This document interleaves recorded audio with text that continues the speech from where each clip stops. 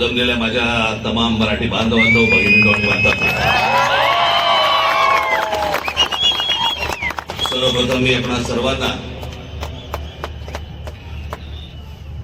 गुढीपाडव्याच्या मराठी नववर्षाच्या मी मनपूर्वक शुभेच्छा देतो.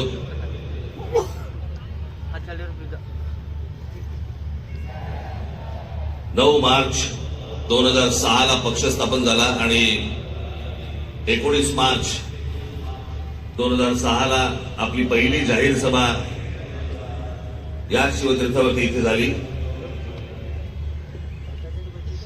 आज 20 वर्ष झाली पक्षाला आणि आनंदाची आणि भाग्याची गोष्ट अशी की 20 वर्षानंतर 19 मार्चला गुढीपाडवा यावा. मी याला शुभसंकेतच पकडतो. मी हे सगळे ते निवडणुका आल्या गेल्या, झालं, शिंगे झाले, सगळं झालं.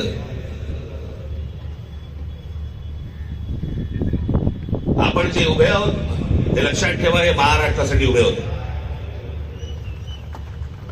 आणि मी जे बोलतोय तुम्हाला आता, हे तुमच्या टाळ्यांसाठी बोलत नाहीये. मी जो तुम्हाला शब्द दिलाय या महाराष्ट्राचं गतवैभव प्राप्त करण्यासाठी, म्हणून आपल्याला जी सत्ता घ्यायची ती सत्ता भविष्यामध्ये आपण हातामध्ये घेणार म्हणजे घेणार. हे मी फक्त तुमच्या टाळ्यांसाठी सांगत नाही. तो माझा आत्मविश्वास आहे. पण आता काय पुढच्या 3 वर्ष काही निवडणुका नाही त्या महाराष्ट्रामध्ये. त्याच्यामुळे कंत्राटदारांकडनं पैसे घ्यायला सगळेच मोकळे आहेत.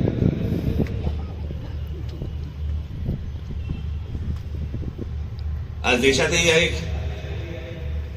धाकधूक सुरू आहे, भीषण परिस्थिती आहे. गॅस मिळत नाहीयेत.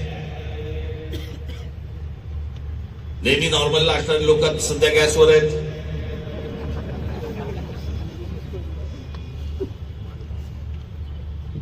खरं तर काही गोष्टी आपल्याकडनं राहून गेल्या, आपल्या पंतप्रधानांकडनं पण राहून गेल्या. जो इराण इतकी वर्ष आपल्याला साथ देत होता,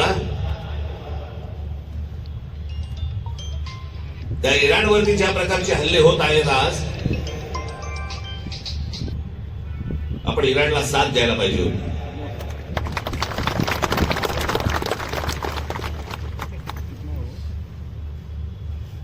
या देशामध्ये येणारा